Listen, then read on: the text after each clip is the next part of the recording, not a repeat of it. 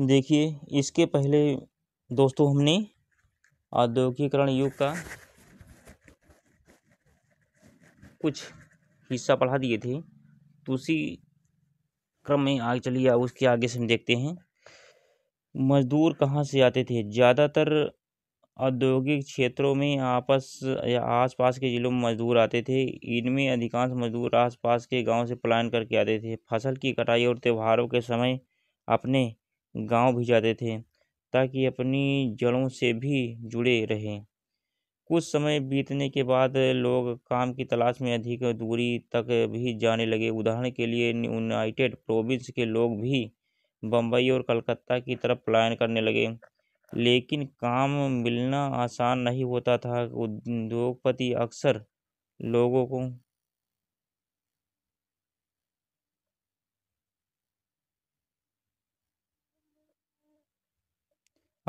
को काम पर रखने के लिए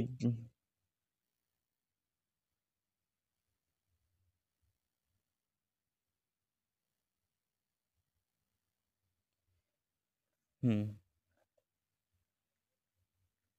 रखने के लिए हाँ, जाबर की मदद मदद लेते थे। अक्सर कोई पुराना और भरोसेमंद मजदूर जाबर बन जाता था। जाबर का मतलब कोई गारंटी वाला होता है, बन जाता। जाबर अक्सर अपने गांव के लोगों को प्रश्रय देता था।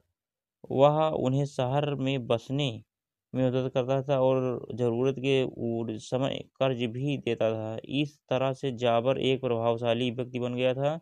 वह लोगों से बदले में पैसे और उपहार मांगता था और मजदूरों के जीवन में भी दखल देता था। औद्योगिक विकास का अनूठापन। यूरोप की मैनेजिंग एजेंसी कुछ खास तरह के उत्पादों में भी रुचि रखती थी। वे वे अपना ध्यान चाय, कॉफी और बागानों, खनिज, नील और जूट पर लगाती थी। ऐसे उत्पाद जरूरत देखिए देखो ऐसे उत्पाद की जरूरत मुख्य रूप से निर्यात के लिए, फिर से पढ़ते रहे। यूरोप की मैनेजिंग एजेंसी कुछ खास तरह के उत्पादों में रुचि दिखाती थी। वे अपना ध्यान चाय और कॉफी बागानों, खनिज, नील और जूट पर लगाती थी। ऐसे उत्पाद की जरूरत मुख्य रूप से निर्यात के लिए होती थी और उन्हें भारत में बेचा नहीं जाता था।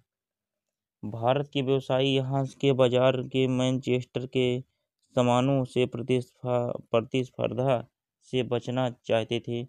उदाहरण के लिए वे सूट के मोटे कपड़े बनाते थे जिनका इस्तेमाल या तो हथकरघा वाले करते थे या जिनका निर्यात चीन को होता था। 20वीं सदी के पहले दशक तक औद्योगिकीकरण के ढर्रे पर कई बदलावों पर प्रभाव पड़ चुका था।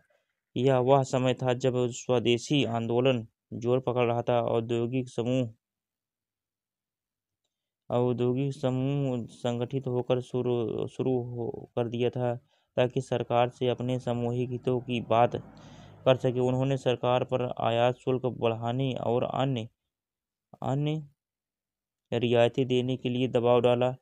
यह वह समय था जब भारत से चीन को होने वाले भारतीय धागे का निर्यात घट रहा था। ऐसा इसलिए हुआ क्योंकि चीन और जापानी मिलों के उत्पाद ने चीन के बाजार को भर दिया था।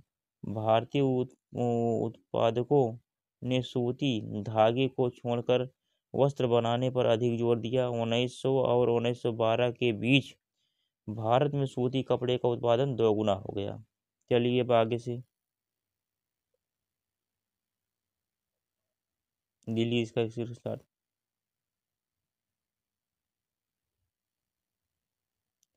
पहले विश्व युद्ध तक उद्योग के विकास की दर धीमी थी।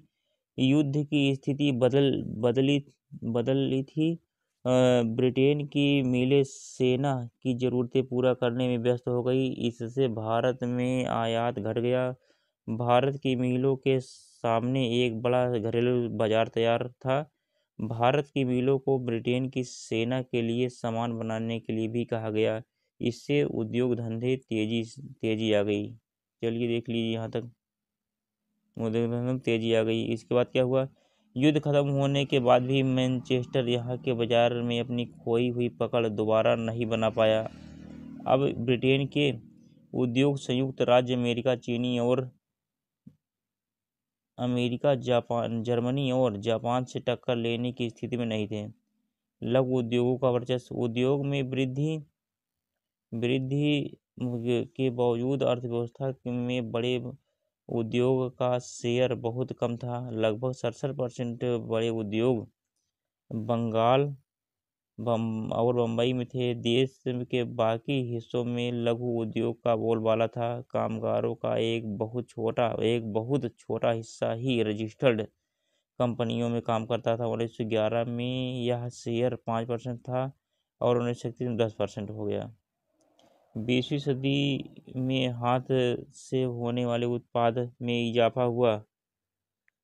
हथकरघा उद्योग में लोगों ने नई टेक्नोलॉजी को अपनाया। बुनकरों ने अपने हथकरघाओं में फ्लाई शटल का इस्तेमाल शुरू किया। 1941 आते आते भारत के 35% से अधिक हथकरघों में फ्लाई शटल लग चुका था।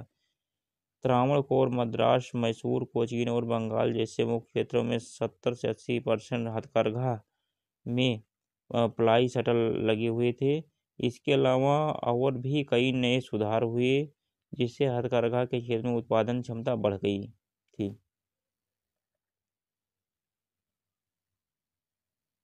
चलिए स्क्रीनशॉट ले लीजिए।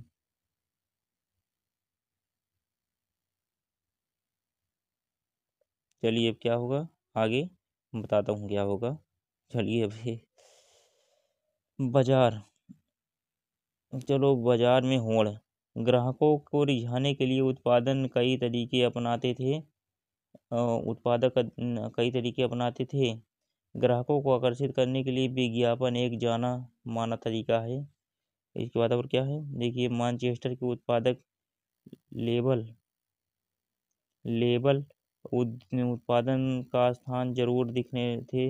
मेड इन मैनचेस्टर का लेबल क्वालिटी का प्रतीक माना जाता है। इन लेबल पर सुंदर चित्र भी होते थे। इन चित्रों में अक्सर भारतीय देवी देवताओं की तस्वीर होती थी। स्थानीय लोगों से तारतम्य बनाने का यह एक अच्छा तरीका था।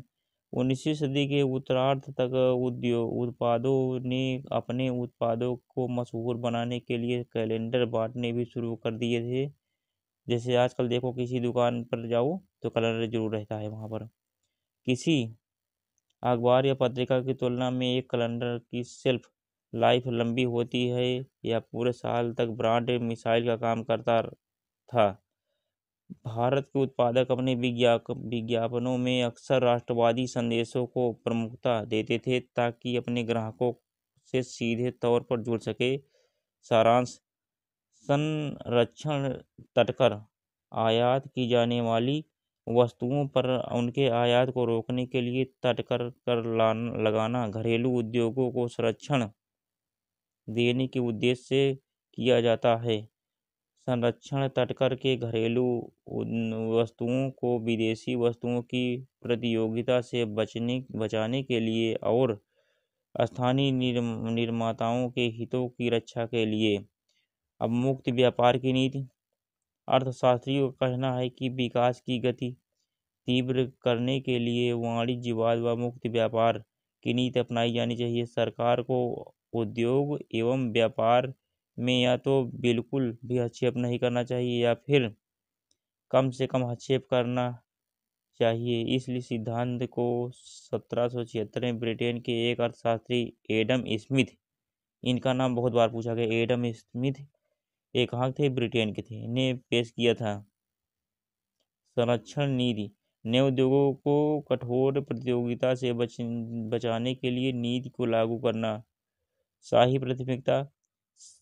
ब्रिटिश शासन काल में ब्रिटेन से भारत आयात की जा रही वस्तुओं को विशेष सुविधाएं एवं विशेषाधिकार प्रदान करना।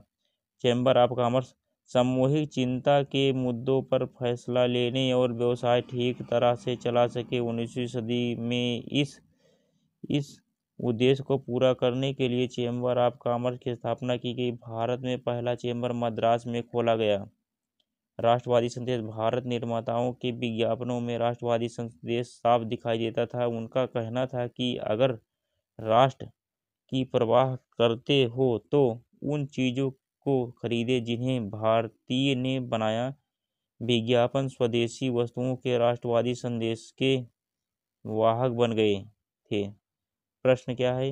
ब्रिटेन में संरक्षण तटकर नीति को अपनाना क्यों जरूरी समझा? अच्छा, वही है, तो आप इसको देख लीजिए। इसका सरकार को उद्योग व्यापार में दखल देने के अर्थशास्त्रियों ने किस नीति को अपनाने का सुझाव दिया?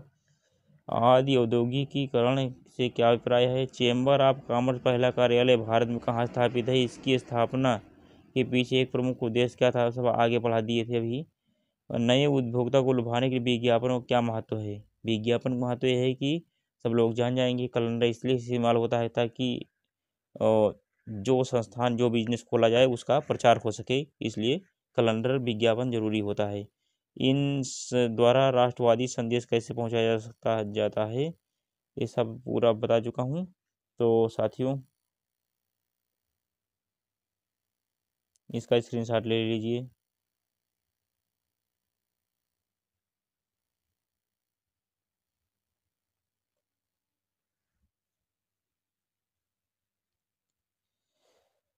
उम्मीद करता हूँ मित्रों नोट कर लिए होंगे।